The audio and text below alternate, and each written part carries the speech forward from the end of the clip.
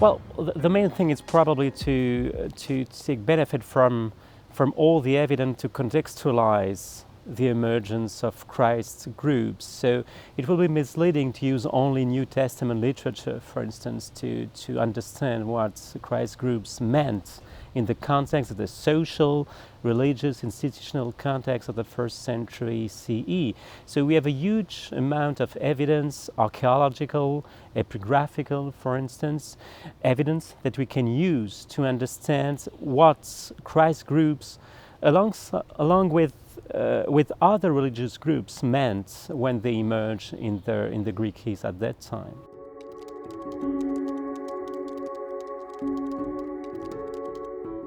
Well, unfortunately, we do not have inscriptions mentioning the existence of early Christ groups as early as the mid-1st century CE.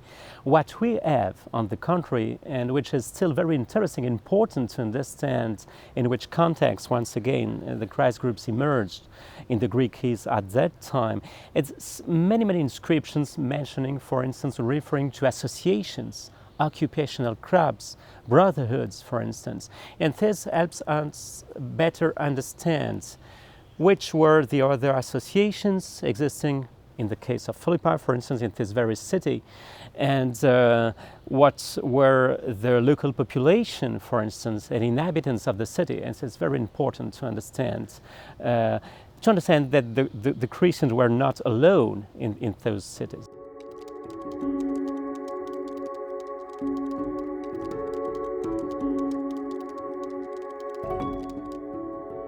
Well, it's hard to say. In fact, we always tend to understand and to try to analyze early Christ groups relying on what we know of what would be eventually the success of Christ groups. But to be honest, at the very beginning, probably those Paulinian Christ groups gathered maybe 20, 30 people at the most. So they're very confidential, very small, very economically not very well funded. So this means that they had very few audience. So this was only one choice among many others as far as religious affiliation is concerned. The main thing about early Christ groups that, contrary to all the other associations, brotherhoods, that they had a very awareness of their own exclusiveness. So contrary to other associations, when you wanted to be part, let's say, of a brotherhood of Jupiter in the Roman colony of Philippi, this didn't mean that you had to stop being part of the civic community, and you could be part of many other religious clubs. This was not the fact about early Christ groups.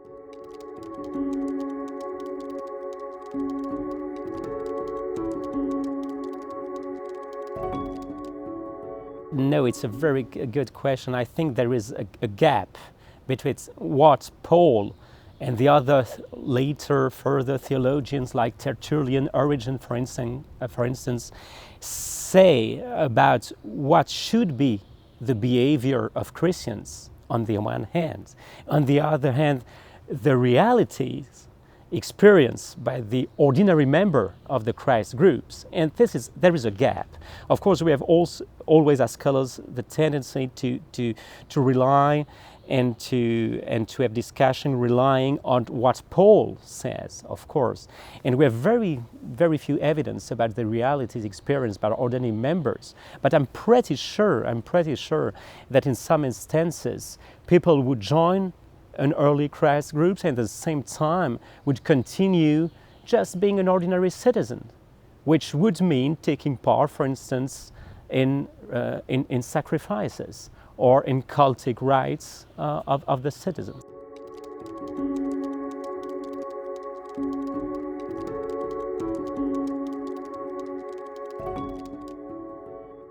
Well, the first thing is probably the notion of exclusiveness.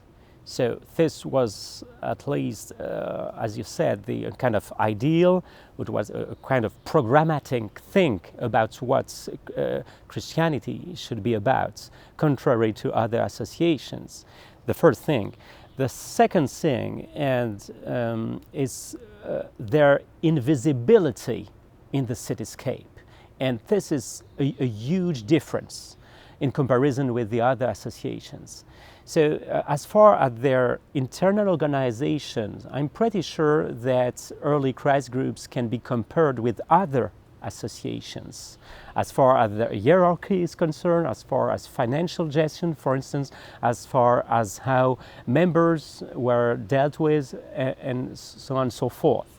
But there is one main difference, that they are invisible. We have no Christian inscriptions similar to the other one, the inscription we know for other occupational clubs or brotherhoods, for instance. So that means they're early Christ groups because they were very small, or because they had a deep consciousness of their exclusiveness, did not use the other media which were used by other groups to display themselves in the cityscape.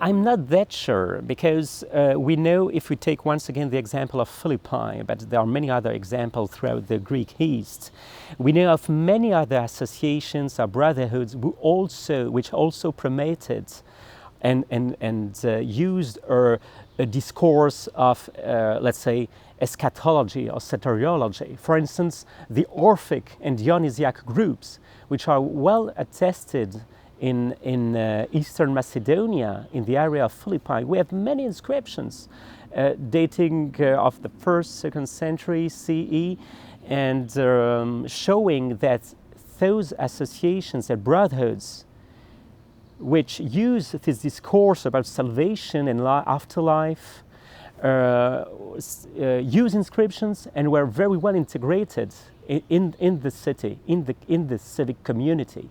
So I don't think this was very distinctive, and this can explain why early Christ groups were not visible like the other associations in the Greek cities.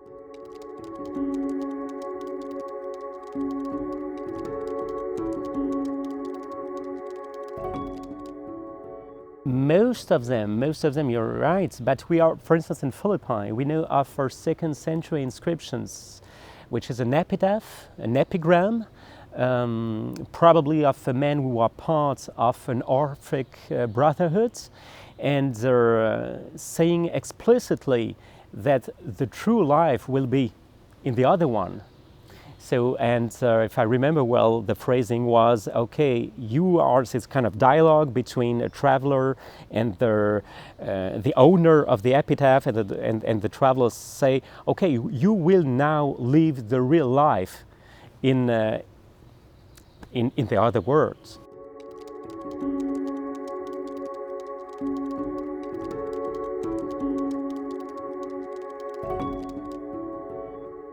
I don't know. Well, it's true that being member, for instance, of a whatever Dionysiac or Orphic association did not prevent the members from, let's say, worshipping other gods, even if they thought that there was a real way to escape the problems of the earthly life. So this was not that exclusive.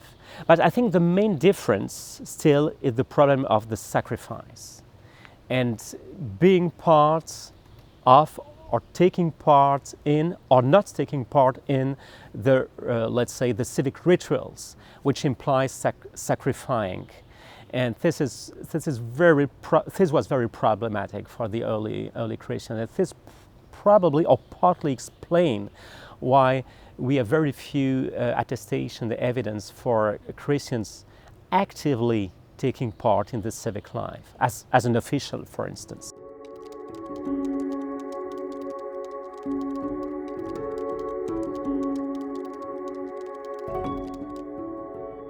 I think that religion was a kind of big market, you know, And according to the polytheist religious mentalities, you could add as many gods as you wanted, you know, a kind of portfolios of gods, and you could be one day sacrificing to one specific god, and the other day, or even the same day to another one. This was perfectly fine. So what could have been an attractive, at the beginning it could have been attractive. So what was potentially unattractive, it was all this discourse of exclusiveness.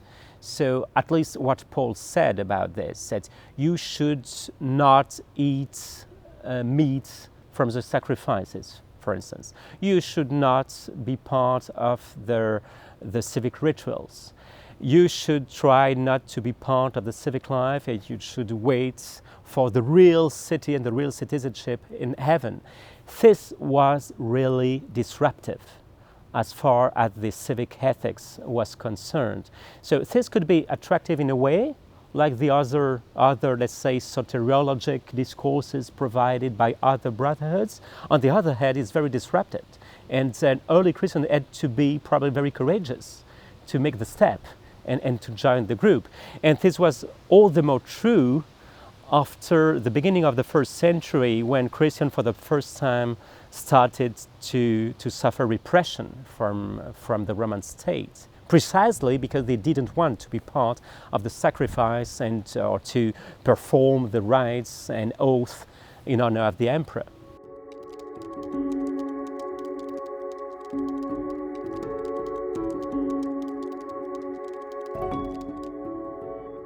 No, well, the information about the status of Philippi as being a Roman colony is incidental in Acts. And it's the only Roman colony in the East which is labeled explicitly as such in Acts, contrary to all the other Roman colonies visited by Paul, Pisidian Antioch, Lystra, Iconium, Alexandria, Troas, and so on and so forth. So there is a big discussion to know why, after all, we have this mention in Acts, but which is another story. As far as the visit of Paul and the preaching of Paul is concerned, to be honest, I don't think that the very status of the colony affected what Paul and the early Christians experienced. This does not account for the arrestation of Paul, for instance, because Paul experienced the same in most of the other cities he visited. Simply, in the case of Philippi, the people, the official responsible for his arrestation were Roman citizens, because we are in a Roman colony. But after all, let's say the plot is the same as the one we know, for instance, in Pisidian Antioch or Thessalonica. So this did not affect the Paul deeds in Philippi.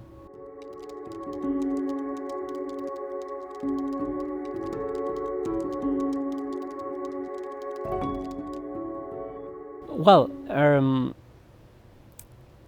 Paul did not visit Philippi because he wanted to stop there. It was just on his way to other major cities. So calling at Neapolis, which was the harbor of Philippi, was just the usual thing to do for any traveler coming from Asia Minor. And that was the case of Philippi, using the sea route from Alexandria Troas to Neapolis, just to cut and to save time, and then to use the Via Egnatia, which was the main land route from Byzantium to Thessalonica, and then further west. So calling at Neapolis, Paul would have probably walked, climbing up the hill and towards Philippi, and then arriving in the plain, walking through the plain. It's a one-day trip on foot. And then he would have stopped in Philippi. And apparently there was no big Jewish community there. He still met with some Jewish sympathizer, and then apparently, according to Acts, he stayed a few days there. So there is nothing specific about Philippi. Still, Philippi had and still has a very important role, and played a very important role in the Christian tradition about the origin of Christianity. It is all the big difference. And the stay and the deeds of Paul in Philippi was celebrated already in the antiquity. And it's very important to see that as early as the 4th century CE, the iconic places which were visited by Paul in Philippi was used and celebrated by the local Christian church as a support for their claims and to build their own identity.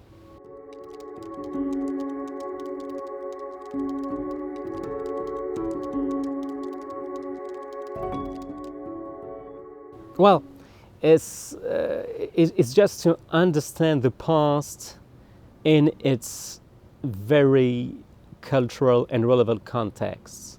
And I think that doing history, especially maybe in the 21st century at a time when all democracies are under pressure, when the very notion of information is not taken as granted anymore, unfortunately, it's all the more important to be aware of the context and to not use history for political reasons or to support political claims.